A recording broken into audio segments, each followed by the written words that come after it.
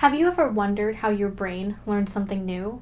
Like when learning to ride a bike for the first time or understanding a new math concept. How does your brain understand and process the information? The answer? Neuroplasticity. Neuroplasticity is the brain's ability to form new connections and pathways based on our experiences and emotions. Picture this. Your brain is a hill covered in fresh white snow. When you sled down that hill for the first time, you create a new pathway.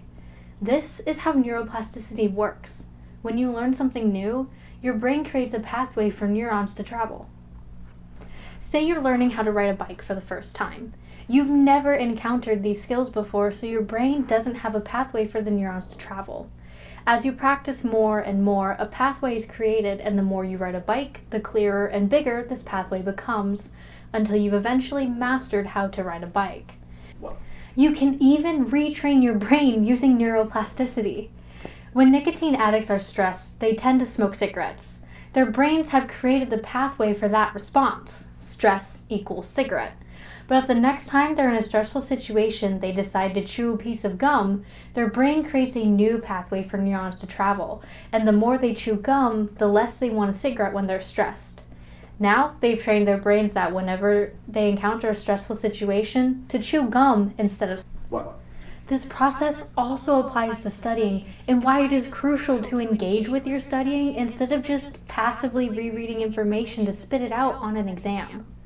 The more you work with information before a test, the clearer the pathway becomes, and it has been proven that engaging with information helps you retain it longer and retrieve it easier. Just like lifting weights. The more you lift and the heavier the weights, the more muscle you build. The more you ask questions and engage with information, the more neuroplasticity takes place and the more defined the pathway becomes for the set of information. Even throughout the course of this video, you've experienced neuroplasticity without even realizing it because, and I'm assuming here, you've never heard of neuroplasticity before. So by watching this video, your brain has created a new pathway for you to understand how neuroplasticity works. Your brain is doing this all the time because we encounter new things every day. When people were making bread in quarantine, neuroplasticity was taking place because they had never encountered those skill sets before.